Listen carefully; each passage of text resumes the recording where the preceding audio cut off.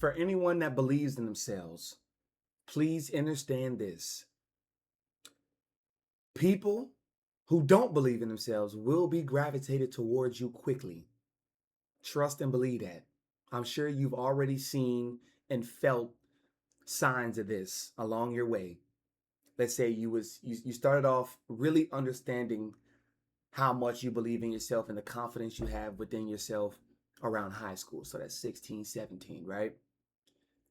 Now let's say you're 25, 21, right?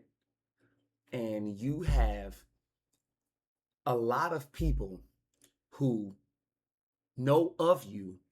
They know what you're about. They know who you are, but they don't know you, right? They know the what, but they don't know the how. Like, how did you get this way?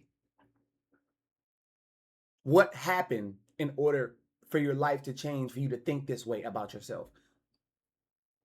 A lot of people who don't believe in themselves will leech onto you because they need to grapple onto your confidence to find theirs. Now, your perspective, you can look at it a couple of two ways. You have to be self-accountable. You have to be a self-manager, self-assessor, the self-executor. You got to be that. You know, you got to check things and separate yourself and alienate yourself only to refill your energy, refill your battery, recharge. Because a lot of people will come for what you have. A lot of people will leech on to your energy to get some more onto theirs. So they'll ask you questions about ideas. They'll ask you questions about the how to, right? Only so it's surface level people asking about deeper things, deeper concepts. It don't work like that.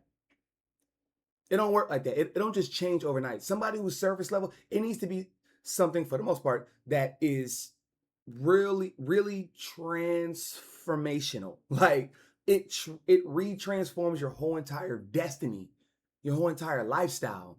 And then that person begins to ask deeper questions, because I'm a firm believer in you really get to know somebody by the questions they ask. You know what I mean? The questions that they ask to people, you know, not just what's your favorite color, what's your birthday, what's your zodiac sign, you know, your favorite restaurant, your favorite genre of food you like to eat. You know what I'm saying? No. Although from a simple question like that, you can extract deeper information from that, but that's another video. So yeah, they will leech on to you because you're not surface level. So when they start asking you, how did you, or when did you, or have you ever thought about, or when was the first time that they're trying to get more. They're digging into your spirit to see if they can get some of your dirt, some of your oil, some of your grit into their life. So your perspective could be a couple ways. I'm just giving y'all lanes here, and you stick to the one that's personalized for you. One perspective is you can realize who you're talking to and give them some deeper, because you can't stop being who you are for anybody, nor should you. So you can give them responses that you normally would to anybody who's deep, who gets it, who understands, right? Knowing that it's not gonna compute right now. It's not gonna compute tomorrow. It's not gonna compute to them next week, or in the next month, or the next year maybe. But you just let the game, you let your story marinate. That's one lane. Two, you can withhold. You can be like, it was probably around, give ambiguous answers. It was probably when I was like 18. I probably had one time. I don't really remember too much. So you're not lying, but you are withholding information. because you do understand that this person is a leech, and with whatever you give them, they will take it, run with it, tell somebody else, write it down, rehearse it, script it, brand it as theirs. This world, man, this world is something. This world's something else, y'all. And these people in this world be something else. Oh my goodness. And the third lane is you can call them out. You can call them out, and then you can choose if you want to withhold or retract information, or because you could tell somebody the exact play you're about to run. You could tell somebody that you're about to go left, do a tween cross, step back, pump fake, spin, put the ball up, and you're going to score. You can tell them that, and they still won't believe you, nor could they stop it. So what does it matter? You tell them the plan. What the what the fuck they gonna do? You're not gonna stop me. You're not gonna stop me. So you can expose who they really are. So almost reverse the script. They don't think that you know that they are a wolf in sheep's clothing. Tell them. Wait, but you do know that asking questions like this is da-da-da. Or because you don't know and you're trying to get shit from me that I may not have, it's da-da-da-da. And see how they react and respond. Because after that shit, they may walk away. You may scare them off. Good job. Or if they stayed, guess what? You still gonna give them something that they won't be able to compute. So it's a win-win for you.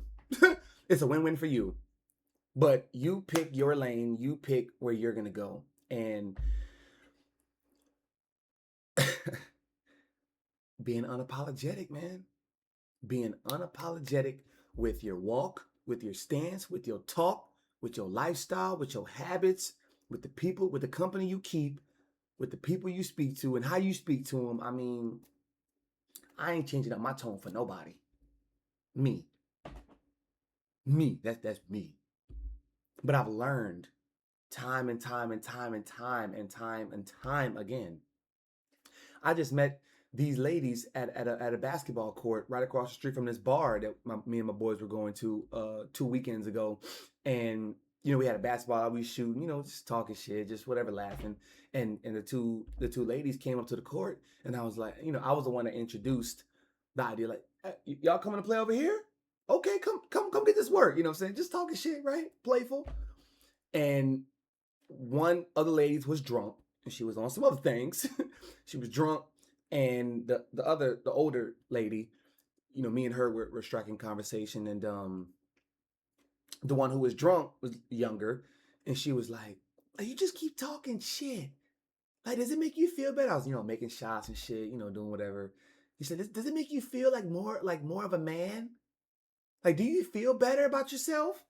I'm like, nah, I still feel the same. I still feel the same. I don't feel no better, no worse, no indifferent. I still in me. Make or miss, right or wrong, I'm still,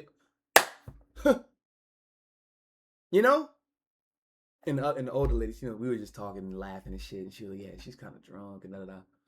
But you call people out.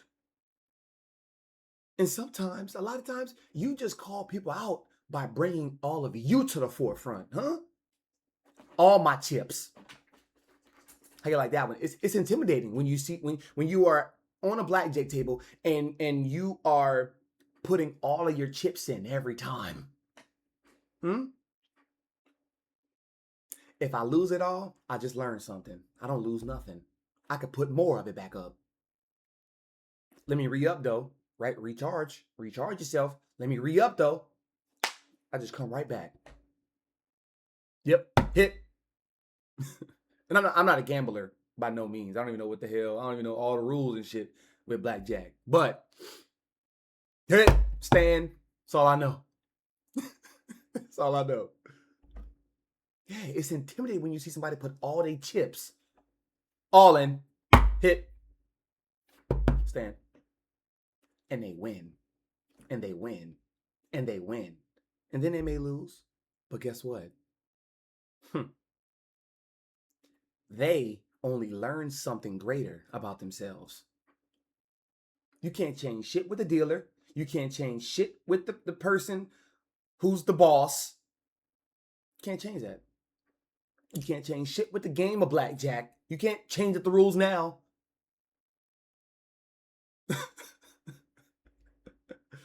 You learn something.